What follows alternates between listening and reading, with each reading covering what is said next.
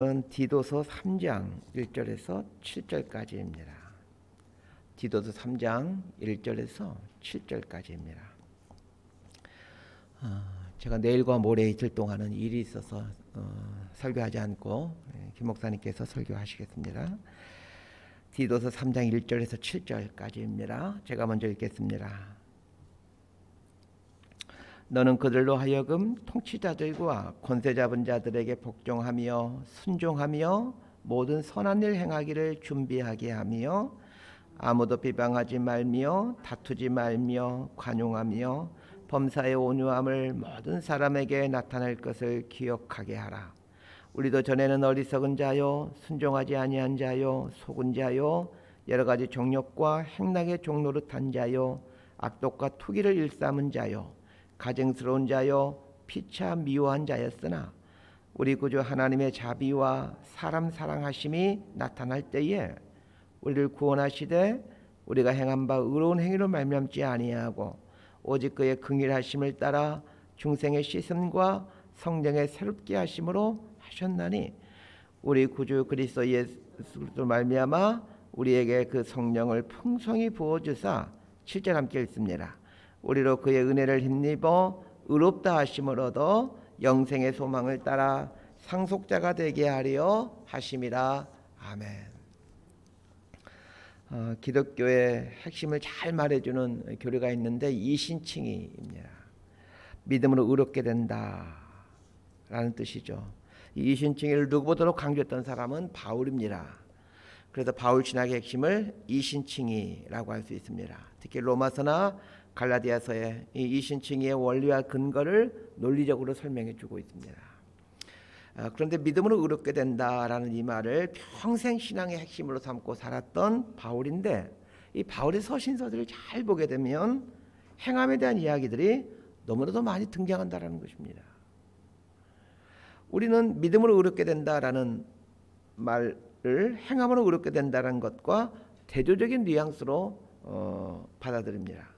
그런데 이신칭의를 줄기차게 강조했던 바울은 너무나도 많이 행함을 강조한다는 것입니다. 이것은 행함을 강조하기 위함이 아니라 참 믿음이 무엇인지를 말해주기 위함입니다. 그 이신, 믿음으로 의롭게 된다인데 그 믿음이 무엇인가를 말해주기 위함이었습니다. 참 믿음을 가진 사람은 반드시 행함이 뒤따르게 됩니다. 이 디도가 목회하고 있는 그레데 교회 성도들의 신앙 행태를 가장 잘 표현해주는 말이 디도서 1장 16절입니다.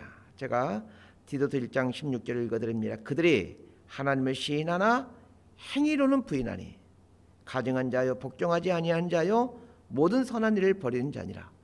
앞뒤가 좀 안 맞지 않습니까? 그들이 하나님을 시인하나 하나님을 믿는데요.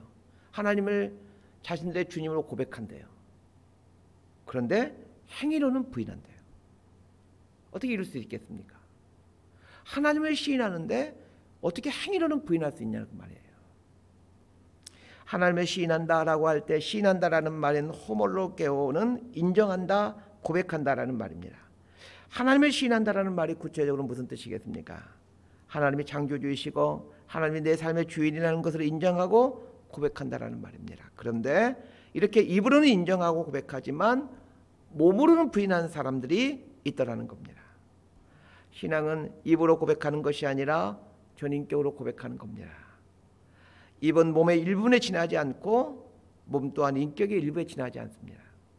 그래서 인격이라는 전체 측면에서 보게 되면 입은 아주 작은 부분에 지나지 않습니다. 신앙이란 온인격으로 하나님의 창조주심을 인정하며 하나님이 내 삶의 주인이시며 예수 그리스도께서 나의 구원자이심을 인정하고 고백하는 것입니다. 그런 면에서 바울이 강조하고 있는 행위는 이 신앙 인격에서 흘러나오는 행위를 말합니다. 그렇다면 그 행위는 단순히 행위로서가 아니라 믿음으로서의 행위라는 것을 알게 되죠. 자, 오늘 본문 1절과 2절 말씀 함께 읽겠습니다. 시작.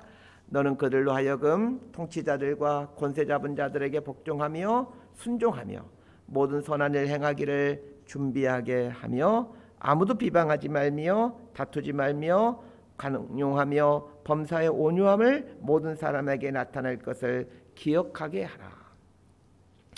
바울이 이 편지를 쓰고 있는 당시 이 그레데 섬은 로마의 식민지 아래에 있었습니다. 한마디로 글레데 섬 사람들은 식민지 백성들이었습니다. 식민지 백성이기에 로마에 대해서 좋은 감정을 갖고 있을 리가 없죠. 당시 그리스도인들은 로마 정부를 어떻게 이해할 것인가를 놓고 고민하지 않을 수가 없었습니다. 로마 정부에 대해 어떤 입장을 갖고 있을 것인가는 분명 그들에게 중요한 관심거리였습니다. 이에 대해 바울은 통치자들과 권세 잡은 자들에게 복종하고 순종하라라고 말합니다. 복종과 순종을 구별해서 사용하고 있는데 이 두 낱말의 의미를 살펴볼 필요가 있습니다. 복종하다에 해당하는 히포타소라는 말은 휘포라는 전치사와 타소라는 동사의 합성어입니다. 휘포라는 말은 어디 아래라는 뜻의 전치사이고 타소라는 말은 정돈하다라는 뜻입니다. 그래서 휘포타소라는 말은 어디 아래에 나를 정돈시키다라는 뜻으로서 자기 자신을 어디 아래에 두는 것이라는 뜻입니다. 복종한다라는 말은 자기 자신을 상대방의 아래에 두는 것입니다. 왜 우리가 이 사람에게나 상전에게 복종하지 않습니까? 나를 상대방의 위에 두기 때문에 그렇습니다. 에이, 이 사람이 잘 모르시네. 나보다 훨씬 더 모르네. 이런 생각을 갖고 있기 때문에 복종하기가 어려운 것입니다. 순종하다에 해당하는 헬라어 단어는 페이달케오입니다. 이 말은 페이도라는 말과 알코라는 말의 합성어입니다. 페이도라는 말은 귀를 기울이다라는 뜻이고 알코라는 말은 우두머리가 되다라는 뜻입니다. 그래서 순종한다라는 말인 페이달케오라는 말은 그 우두머리의 말에 귀를 기울이는 것을 말합니다. 통치자들과 권세 잡은 자들에게 복종하고 순종하라는 말은 하나님께서 로마의 통치자들과 권세 잡은 자들을 너희 위에 두셨으니 너희는 그 아래에 너희 자신을 두고 그 사람들의 말에 귀를 기울이라 라는 뜻입니다. 1절 하반절에 나오는 그 모든 선한 일 행하기를 준비하게 하며 라와 2절에 나오는 내용은 다른 사람들에 대해서 어떤 태도를 갖고 살 것인가를 말해주고 있습니다. 국가 권력이나 권력자들에 대해서는 하나님께서 그들을 위에 두셨으니 그들 아래에 자신을 두며 그들의 말에 귀를 기울이라고 조언한 후 이제 다른 사람들에게 어떤 태도를 취하며 살 것인가에 대해 말해주고 있습니다. 다른 사람들에 대해서는 어떻게 해야 됩니까? 첫 번째로 모든 선한 일 행하기를 준비하는 것이라고 말합니다. 선한 일이라는 말은 좋은 일이라는 뜻입니다. 다른 사람들이 어려움에 처했을 때 도와줄 준비를 하며 살라는 말입니다. 그러면서 우리 그리스도인들은 어려움에 빠진 이웃들, 재난이나 사고로 피해를 입은 이웃들을 물질과 시간을 들여 돌보는 일을 해야 됩니다. 두 번째는 다른 사람에 대해 비방하지 않는 것입니다. 이 비방하지 않는다라는 것은 헐뜯는 말이나 욕설을 하지 않는다라는 말입니다. 이 비방하는 것과 관련한 좋은 예화가 있어서 소개해 드리려고 합니다. 한 성직자가 그 젊은 과부 집에 자주 드나들게 되자 일본 사람들이 좋지 않는 소문을 퍼뜨렸습니다. 결혼 안 한 성직자가 젊은 과부 집에 드나드니 소문이 날만도 하겠죠. 그런데 얼마 후 그 과부는 세상을 떠나고 말았습니다. 그제서 마을 사람들은 그 성직자가 그 암에 걸린 젊은 과부를 위해 기도하고 매 순간 위로하고 돌아보았다라는 것을 알게 되었습니다. 그동안 이제 이 성직자를 가장 혹독하게 비난했던 두 여자가 성직자를 찾아와서 사과하며 용서를 구합니다. 그래서 성직자는 이 두 여인에게 닥터를 한 봉지씩 나눠주면서 들판에 가서 그것을 바람에 다 날리고 오라고 얘기합니다. 얼마 후 이제 그 닥터를 날리고 돌아온 여인들에게 성직자는 그 닥터를 다시 주오라고 얘기합니다. 그래서 여인들은 바람에 날아가 버린 닥터를 무슨 수로 죽겠느냐며 울상을 짓습니다. 그래서 성직자가 여인들의 얼굴을 보며 이렇게 말합니다. 나에게 용서를 구하니 용서해 주는 것은 문제가 없으나 한 번 내뱉은 말은 다시 담지를 못합니다. 험담을 하는 것은 살인보다 위험한 것이라는 말이 있습니다. 살인은 한 사람만 상하게 하지만 험담은 한꺼번에 세 사람을 해치는 결과를 가져옵니다. 첫째는 험담을 하는 자신이요, 둘째는 그것을 반대하지 않고 듣고 있는 사람들이며, 셋째는 그 험담의 대상이 되고 있는 사람입니다. 깊은 깨달음을 주는 이야기이지 않습니까? 다른 사람에 대한 비방을 하는 것이 이처럼 세 사람을 살인한다는 것을 알게 된다면 우리의 입이 얼마나 무서운 비수인가를 알게 됩니다. 가장 무서운 비수가 우리의 입입니다. 다투지 말라라고 말하고 있습니다. 다투지 말라라는 말인 아마코스라는 말은 싸움을 절제하다라는 뜻입니다. 살다 보면 싸울 일이 있죠. 싸울 일 앞에서는 싸워야 합니다. 그러나 싸울 일이 아닌데도 싸우는 사람들이 있습니다. 다른 사람들에 대하는 태도 네 번째는 관용입니다. 관용으로 번역된 에피에이케노라는 말은 에피라는 전치사와 에이코라는 말의 합성어입니다. 에피라는 말은 어디 옆에라는 말이고 에이코라는 말은 유사하다, 닮다라는 말입니다. 그래서 에피에이코라는 말은 옆에서 닮기 위해 애쓰다라는 뜻입니다. 무슨 말이냐면 그 사람의 입장을 충분히 헤아려 그 사람을 받아들인다라는 뜻입니다. 관용이란 그런 겁니다. 그 사람의 입장을 충분히 헤아려서 그 사람을 받아들이는 것. 그것이 관용하는 것입니다. 다른 사람에 대한 태도 다섯 번째는 온유함이라고 얘기합니다. 이 온유함이라는 말이 프라우테스라는 말인데, 이 프라우테스는 원래는 그 야생동물의 그 날뛰는 야생적인 성질에서 나온 말입니다. 야생동물의 사나운 성질을 훈련하였을 때 그 야생성이 훈련되어지게 되게 되면 그걸 가리켜서 온유, 프라우테스라고 얘기를 합니다. 우리가 생각할 때 그 온유하다를 어떻게 이해하냐면 이런 사람은 온유하다고 그러죠. 이래도 괜찮고 저래도 괜찮고 누가 뭐라고 해도 가만히 있고 화내지 않고 이런 것들을 온유라고 생각을 하려고 합니다. 그러나 그런 것이 아닙니다. 야생동물의 그 강함과 그 야생적인 그 용맹스러움을 훈련함으로 그 강함과 용맹스러움을 절제하며 사용하는 것을 이 프라우테스, 온유라고 하는 것입니다. 예수님께서 당신을 가리켜서 나는 마음이 온유하고 겸손하니 라고 말씀하셨습니다. 온유하셨던 분위기에 채찍을 들고 성전을 강도의 구려를 만든 사람들을 쫓으시고 책상을 엎으십니다. 예수님이 온유하시기 때문에 그렇게 하는 겁니다. 우리 생각으로는 채찍을 들고 휘두르고 책상을 뒤엎는 것은 온유와는 너무나도 거리가 멀어 보입니다. 그러나 참된 온유는 그 야생동물의 강함과 용맹스러움을 상황에 따라 사용할 줄 아는 능력입니다. 자, 3절에서 우리 7절까지 말씀을 함께 읽도록 하겠습니다. 시작.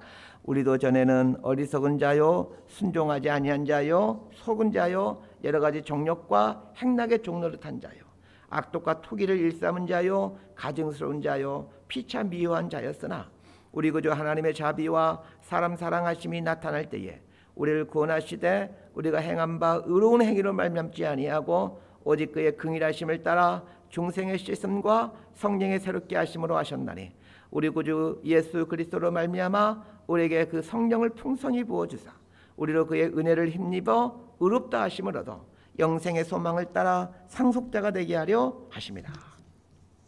1절과 2절은 국가 권력과 다른 사람들에 대해서 어떻게 대해야 되는가에 대한 내용이었습니다. 그런데 갑자기 3절부터 우리가 하나님의 자비와 사랑으로 구원받았다라는 이야기를 하고 있습니다. 1절과 2절에서 말해주는 그 국가와 이웃들에게 어떻게 행동해야 될 것인가와 3절 이하부터 나오는 하나님의 자비와 사랑으로 구원받았다라는 이야기는 좀 다소 생뚱맞은 것처럼 서로 연관성이 없어 보입니다. 그러나 그렇지 않습니다. 우리말 성경에는 3절의 시작이 우리도 전에는 어리석은 자요 이렇게 시작하고 있지만 원문인 헬라어 성경에서는 3절의 시작이 가르라는 접속사로 시작되고 있습니다. 가르라는 말은 왜냐하면이라는 뜻의 접속사입니다. 그래서 여러분 성경책에 3절 앞에 가르 이 말을 써놓으시길 바랍니다. 그런데 이 가르라고 써놨다가 나중에 시간이 지나서 읽으면 이 가래로 읽기 때문에 그냥 왜냐하면이라고 써놓는 게 좋을 겁니다.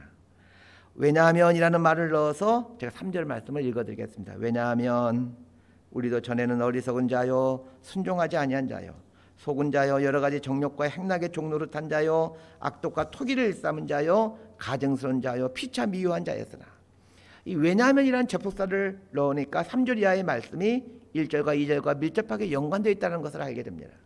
국가 권력이나 통치자들에게 왜 복종하고 왜 순종해야 되는지 왜 이웃들을 비방하지 않고 이웃들과 다투지 않고 온유하게 대해야 되는지 그 이유를 알게 됩니다. 왜 우리가 국가 권력이나 통치자들에게 복종하고 순종해야 되며 이웃들을 비방하지 않고 그들과 다투지 않아야 됩니까? 왜냐하면 우리가 이전에 하나님을 모를 때 하나님과 상관없이 살 때 그렇게 순종하지 않았던 삶을 살고 있었고 이웃들 비방하고 투기하며 미워하며 살았기 때문이라는 것입니다. 하나님을 모를 때는 그렇게 살 수 있습니다. 그러나 하나님을 믿는다 하면서는 그렇게 살아서는 안 됩니다. 왜 그렇습니까? 4절을 보면 이렇게 말합니다. 우리 구주 하나님의 자비와 사람 사랑하심이 나타날 때에. 하나님을 믿는다는 것은 무엇입니까? 하나님의 자비로우심과 사람 사랑하심을 경험한 사람만이 하나님을 믿을 수 있기 때문입니다. 그래서 하나님의 자비로우심과 사람 사랑하심을 경험하지 못한 사람은 입으로 하나님을 믿는다 하지만 실상은 하나님을 모르는 겁니다. 하나님을 모르기 때문에 하나님 모르는 사람들처럼 다른 사람과 다투며 비방하며 다른 사람을 이해하지 않고 사는 것이죠. 4절부터 7절까지를 보면 예수를 믿는다는 것과 구원이 무엇인지를 아주 명확하게 설명해 주고 있습니다. 4절에서 7절을 좀 쉽게 설명하면 이런 말입니다. 예수님을 구주로 믿는 순간 성령님이 우리 삶에 오심으로 하나님의 자비와 사랑하심을 알게 된다는 겁니다. 그래서 그 순간에 내가 구원받은 것이 내 공로가 아니고 예수 그리스도를 이 땅에 보내주시고 죽게 하신 하나님의 자비와 사랑에서 나온 하나님의 공로이구나 라는 것을 알게 된다는 겁니다. 이게 구원입니다. 그래서 구원을 경험하는 순간 하나님의 은혜로 내가 구원받았으니 하나님 나라의 상속자답게 하나님 자녀답게 살아야 하는구나를 절실하게 깨닫게 됩니다. 그래서 하나님 자녀가 되면 이전에 하나님 모를 때의 옛 습관을 끊고 다른 사람에 대해서 비방하지 않게 되고 다투지 않고 간용하며 범사에 온유하게 살려고 애를 쓴다는 겁니다. 자, 그렇다면 우리가 어떻게 변해가야 되겠습니까? 하나님의 자비와 사랑의 빛을 비추임 받은 자라고 하면서 여전히 순종하지 않고 정욕과 본성에 따라 살아가고 악독과 토기를 하며 살아간다면 우리가 고백하는 하나님의 자비와 사랑은 가짜임이 틀림없습니다. 하나님의 자비와 사랑의 빛은 너무나도 강렬하여 우리의 이전 습관을 끊어버리기에 충분한 능력을 갖고 있습니다. 하나님의 자비와 사랑의 빛을 쏘인 사람은 반드시 새로운 삶을 살 수밖에 없습니다. 그래서 바울은 고린도후서 5장 17절에서 누구든지 그리스도 안에 있으면 새로운 피조물이라 이렇게 말하고 있습니다. 오늘날 우리 그리스도인들 중에는 은혜를 받았다라고 말하기엔 좋아하지만 그러나 은혜에 합당한 삶으로 간증해내지 못하는 경우가 많습니다. 자신이 어떻게 예수를 믿게 되었는지 이야기하는 것은 좋아하지만 그러나 예수 믿고 난 이후에 변하게 된 모습을 삶으로 이야기하려 하지 않습니다. 2000년 전 그레데 교회 성도님들이 그리하였습니다. 그래서 바울이 구원이 무엇이고 구원받은 자는 어떻게 살아야 되는지에 대해서 설명해 주고 있는 겁니다. 말씀 정리합니다. 바울이 디도에게 보내는 편지는 목회 편지입니다. 그래서 통상 우리가 목회 서신이다 이렇게 얘기를 합니다. 그레데 교회 성도들에게 뭘 어떻게 가르쳐야 될지 알려주는 그런 편지이죠. 그런데 성도들에게 가르쳐야 되는 것들의 대부분이 무엇인지를 좀 유심히 보시길 바랍니다. 우리가 생각하기에 그 신앙적인 것이라기보다는 지극히 도덕적인 것임을 알게 됩니다. 나라에 복종하고 통치자들에게 순종하며 이웃들에게 선을 행하고 이웃들을 험담하지 않고 다투지 않고 얼핏 보면 신앙과는 별 상관없는 이야기인 것 같지만 실은 이것이 신앙이라는 것입니다. 구원이란 하나님의 자비와 사랑의 빛이 우리에게 쏘여지는 사건입니다. 그 강력한 사건을 경험한 사람이 그리스도인이기에 그리스도인의 삶은 반드시 이전 삶과 구별될 수밖에 없습니다. 또한 그리스도인은 하나님의 자비와 사랑의 빛을 쏘임받아 그 빛 속에서 살아가기에 날마다의 삶에서 변화되어 갈 수밖에 없습니다. 사랑하는 성도 여러분, 오늘 또 우리를 향해 여전히 비추어 주시는 하나님의 자비와 사랑의 빛 안에서 영생의 소망을 붙들고 하나님의 상속자답게 살아가십시다. 그 사람만이 참 하나님을 알고 참 하나님을 믿고 있는 구원받은 그리스도인입니다. 이렇게 살아가는 저와 여러분의 삶이 되기를 진심으로 소망하고 축복합니다. 기도하겠습니다. 하나님 아버지, 우리의 입으로 예수를 어떻게 믿게 되었는지를 고백하는 수준에서 이제는 삶으로 이야기해가고 삶으로 증명해가는 그리스도인이 되게 하옵소서. 오늘도 하나님의 자비와 사랑의 빛이 여전히 우리를 향해 비춰주고 있기에 그 빛 아래에서 살아가는 하나님의 백성답게 이 세상에 하나님의 자비와 사랑을 보여주며 살아가는 하나님 백성 되게 하여 주옵소서. 예수님 이름으로 기도드리옵나이다. 아멘.